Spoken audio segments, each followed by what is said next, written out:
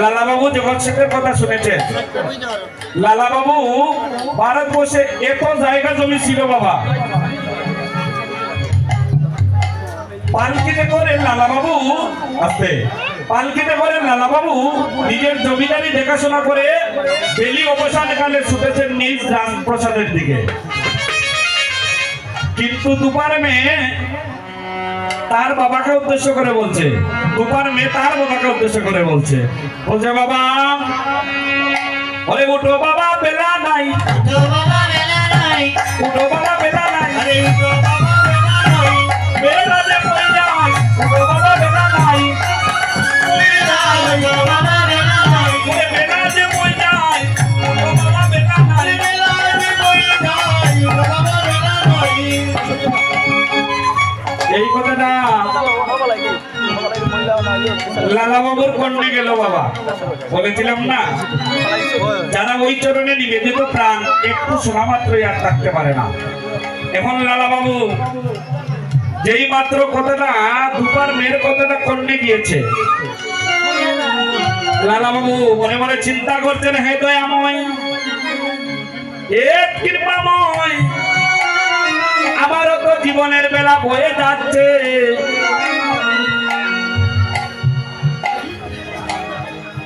কি করলাম? ভগবানের নিত্য দাস হয়ে জগতে আসলাম, প্রত্যেকের বেলায় শিক্ষা কর হরি বল। ভগবানের নিত্য দাস হয়ে জগতে আসলাম, আমরা কি দাসত্ব করছি? বাপের আদর্শ শিক্ষা কেমন করে গ্রহণ করছি? আস্তে আস্তে মায়েদের একটা কর্তব্য কি, আপনাদের সন্তানদিগকে বাবা নাম জপ কীর্তন করান, ধর্মীয় গ্রন্থ স্টাডি করান, তাইলে আমাদের সন্তানগুলো আর লাঞ্ছিত হবে না, ধর্মান্তরিত হবে না। যারা নাম জপ কীর্তন করে, যারা ধর্ম চর্চা করে, গ্রন্থ পড়ে, এদের সন্তানরা কখনো পিতামাতার বদলে চুনকালি দেয় না। কারণ রসগোল্লার স্বাদ কালের ভিতরে নয়, রসগোল্লার স্বাদ হচ্ছে জিহ্বার মধ্যে। তাই তো কৃষ্ণ নামে কি আনন্দ ডুবলে জানা যায়, আর যেই ডুবেছে সে জেনেছে অন্যের জানা বেশি।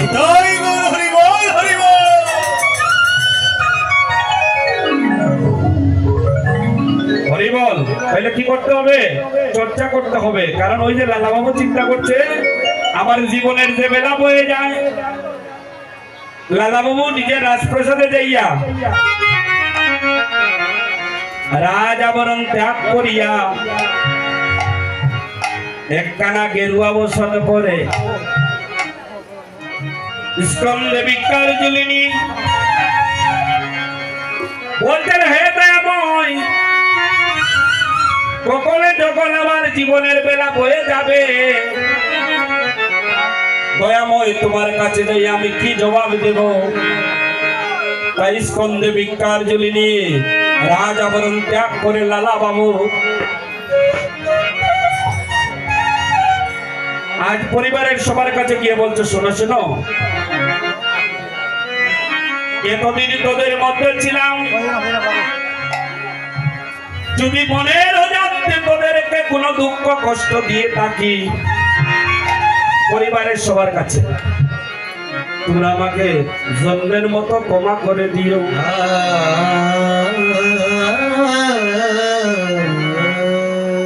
ওই যে নামে প্রেমে ওই যে সারটা যারা বুঝে যায়, তারা নেই স্কন্দে ভিক্ষার ঝুলি।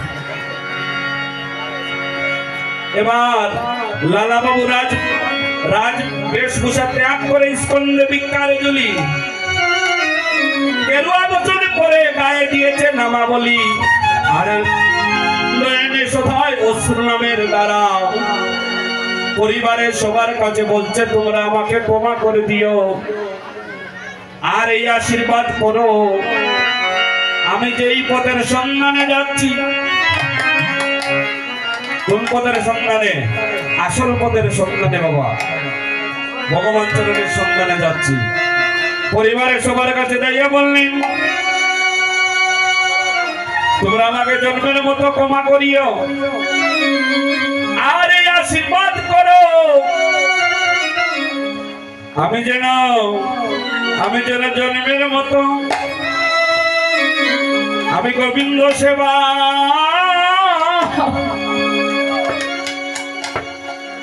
গোবিন্দ সেবায় আমি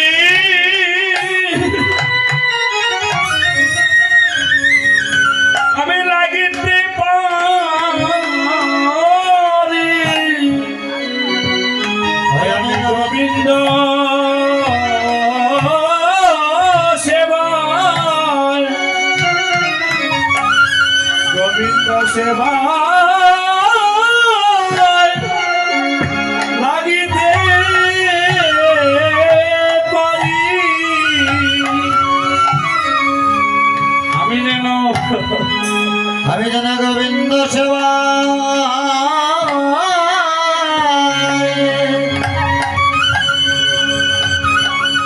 গোবিন্দ সেবা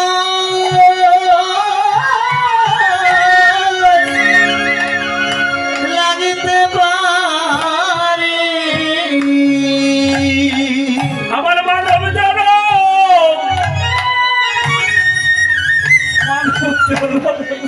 আর হই কি না হই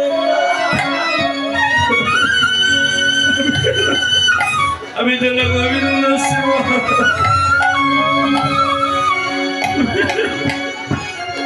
আমি গোবিন্দ সেবা রাখতে পারি অসদর মানব জন্ম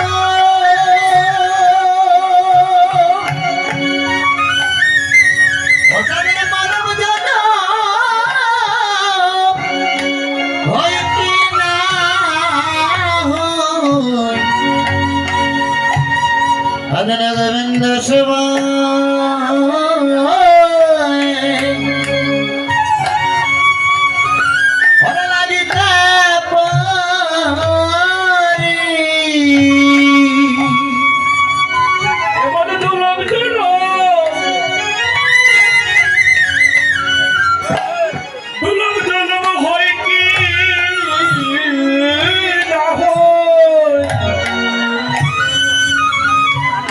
আমি যেন গোবিন্দ সেবা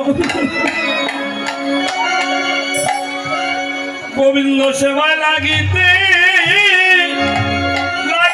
পারি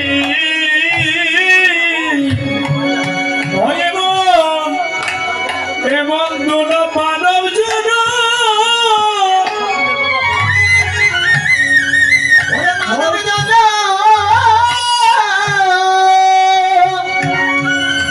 হবে হয় কি না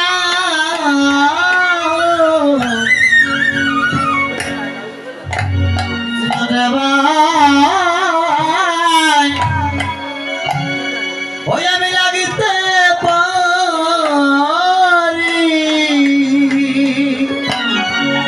আমি হেলাই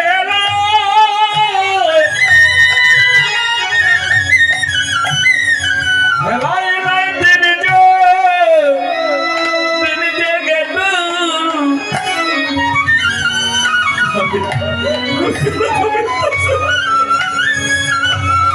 গোবিন্দ সেবায় লাগিতে পারি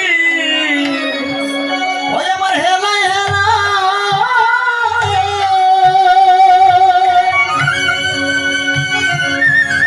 আমার জন্ম গেল অজন গোবিন্দ সেবা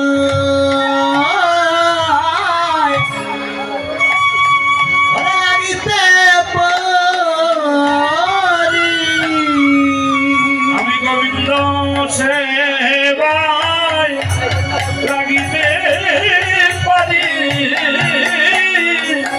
ওই আমি গোবিন্দ সেবায় লাগিতে পারি আমার মানব জন আর কি হই কি না হয় গোবিন্দ সেবায় গেল লাগিতে পারি হরি মাধব জন হই কি না হয় গোবিন্দ সেবায় লাগিতে পারি ওসবের মানব জন্ম হয় কি না হয় গোবিন্দ সেবায় লাগতে পারি এবার মানব জন হই কি না হয় গোবিন্দ সেবায় লাগতে পারি হয় কি না হয় আমি যেন গোবিন্দ সেবায় লাগিতে পারি গোবিন্দ সেবায় লাগিতে পারি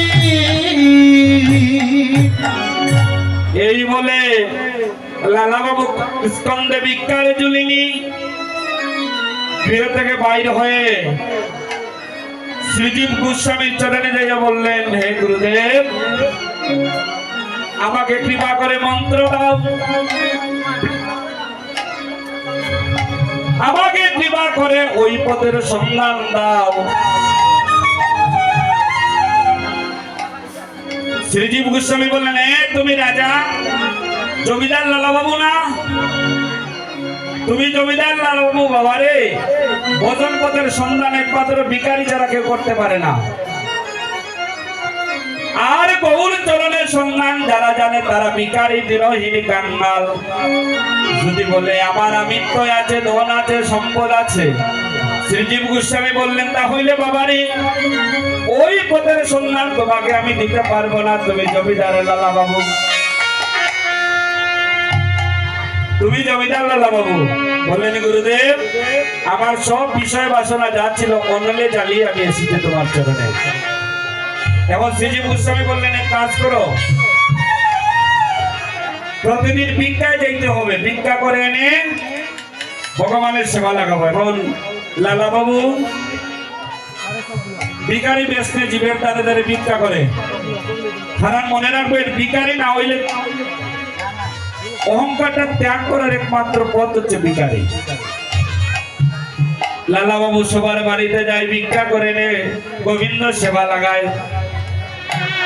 এবার এক বাড়িতে গেল না, কার বাড়িতে? জগৎ শেঠের বাড়িতে। এই জগৎ শেঠ আর লালা বাবুর মধ্যে জমা নিয়ে একটু দ্বন্দ্ব ছিল। শ্রীজীব গোস্বামী ভজনের নয়নে দেখতে পেলেন সবার বাড়িতে গিয়েছে, কার বাড়িতে গেল না? হ্যাঁ, বন্ধু জগৎ শেঠের বাড়িতে গেল না। আচ্ছা, আপনারা একটু শুনেন, ও মায়েরা, আস্তে আস্তে আপনারা যারা কথা বলছেন দয়া